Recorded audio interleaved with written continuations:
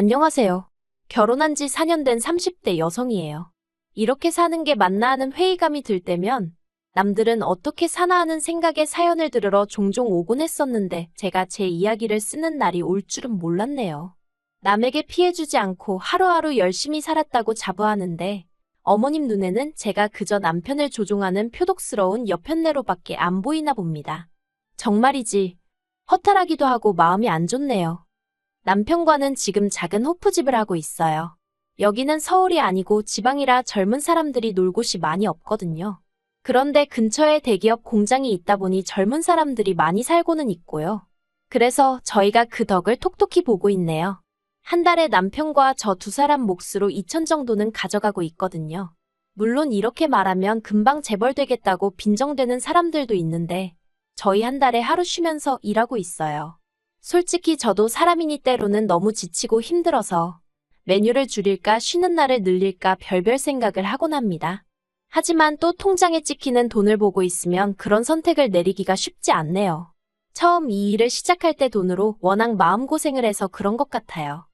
사실 처음 결혼할 때만 하더라도 저희가 이렇게 장사를 하게 될 줄은 몰랐어요. 저는 저대로 남편은 남편대로 직장 생활을 하고 있었으니까요. 다만 제 직업은 그렇게 돈이 되는 일은 아니었습니다.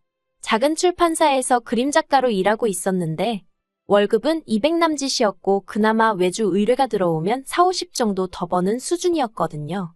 반면에 남편은 3교대 생산직으로 월에 400 정도는 벌고 있었어요. 그래서 결혼할 때도 남편은 모아둔 돈이 1억 정도로 저희 2배 가까이 되더라고요. 하지만 결혼하고 얼마 지나지 않았을 때였습니다.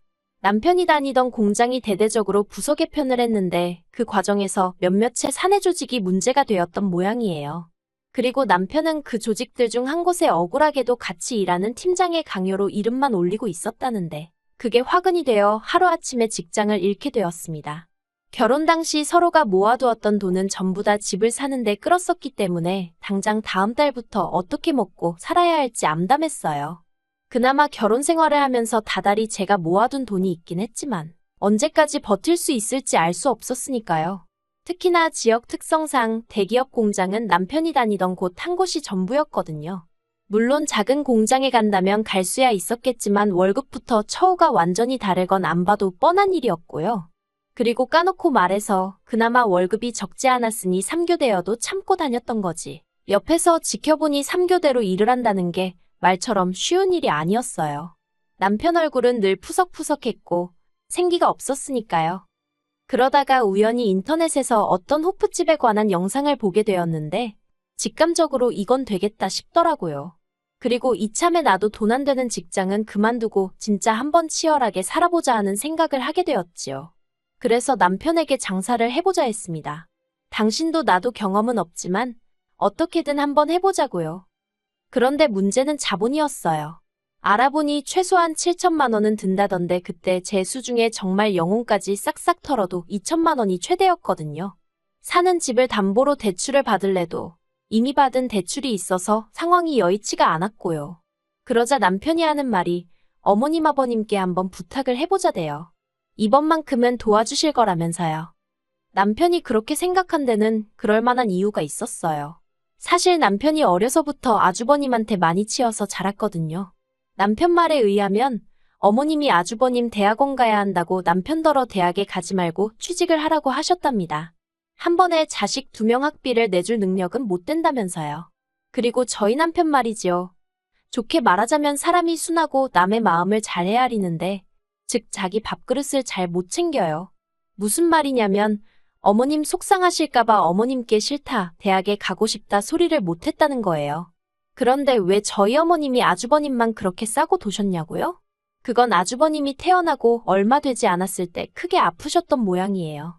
시부모님 표현을 빌자면 아주 꼼짝없이 죽었구나 싶었다나요. 아무튼 그렇다 보니 어머님이 그날부터 지금까지 아주버님 일이라면 아주 열일 제쳐놓고 나서세요.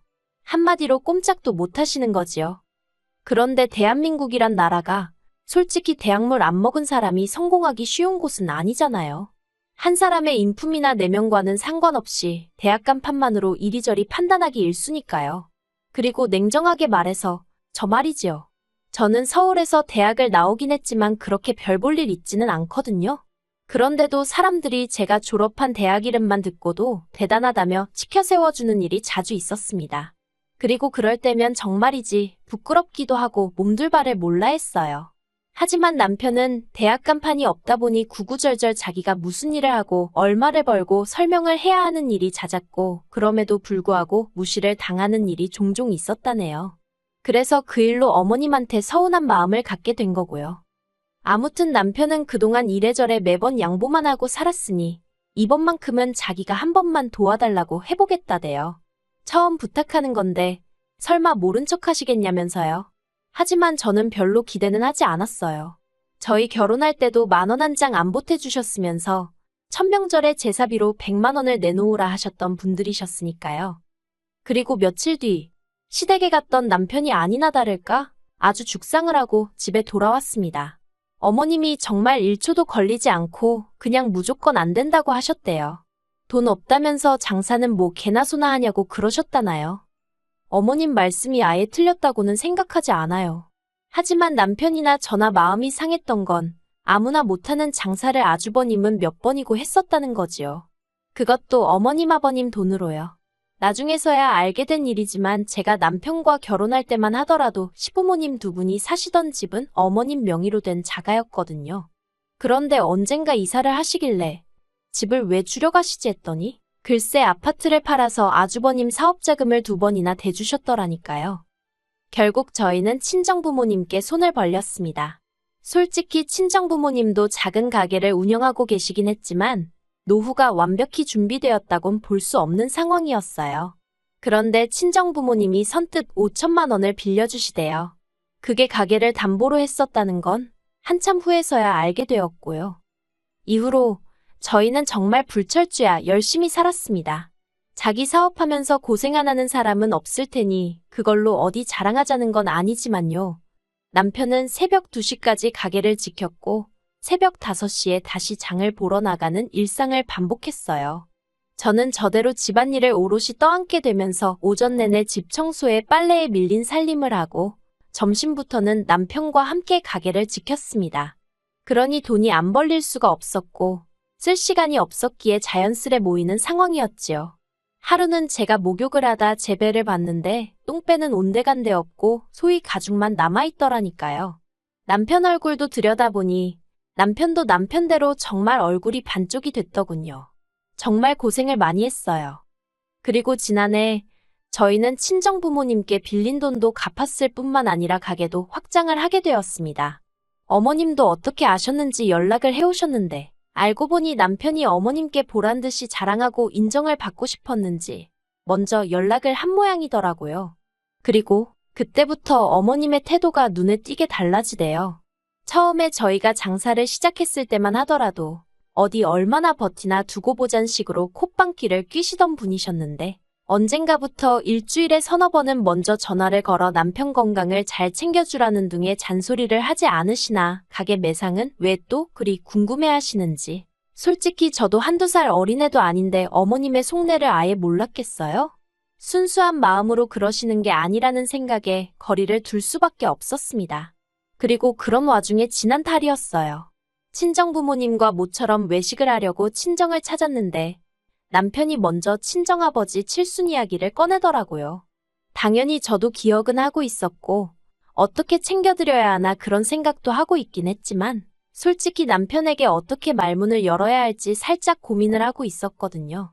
그런데 남편이 먼저 친정부모님께 여행을 가고 싶으신지 아니면 뭐 필요한 건 있으신지 하고 여쭤보대요. 그러자 친정부모님께선 필요한 것도 없고 상관없으니까 신경 쓸 거 없다며 물어봐 준 것만으로도 고맙다고 웃음을 보이셨어요. 하지만 남편이 보인 반응은 생각지도 못한 것이었습니다. 남편은 그렇게 나오실 줄 알았다면서 벗어두었던 자켓을 가져오더니 그 안주머니에서 은행 봉투를 꺼내더라고요. 그 봉투를 친정부모님께 드리면서 부족하면 말씀하시라는데 친정부모님께서 용돈이냐며 처음엔 좋아하시면서 받으셨거든요. 그런데 친정아버지께서 봉투를 열어보시더니 깜짝 놀라셔서는 이게 얼마냐며 이렇게 많이 안 줘도 된다고 손사래를 치시는 거예요. 그리고 그 안에는 5만 원짜리 2묶음. 1,000만 원이 들어있었습니다. 저도 저대로 놀라서는 이러지도 저러지도 못하고 있는데 남편이 그냥 자기가 드리고 싶어서 드리는 거라며 아무튼 좋은 의미로 옥신각신 받으셔라 못 받는다 몇 번의 실랑이가 오가다가 결국 남편이 이겼어요. 그리고 어쩌다인지는 모르겠지만 이 이야기가 어머님 귀에도 들어간 모양입니다. 저는 안 했으니 남편이 했다 싶지만 못하러 그런 소리를 한 건지 아무튼 어머님이 몹시 화를 내시더라고요.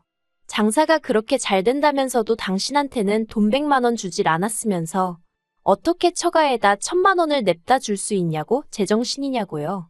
그러자 남편이 보인 반응도 보통이 아니었습니다. 은혜를 갚은 거라면서 내가 정말 힘들다고 했을 때 어머니가 뭘 해주셨냐고 목에 핏대를 세우더라니까요.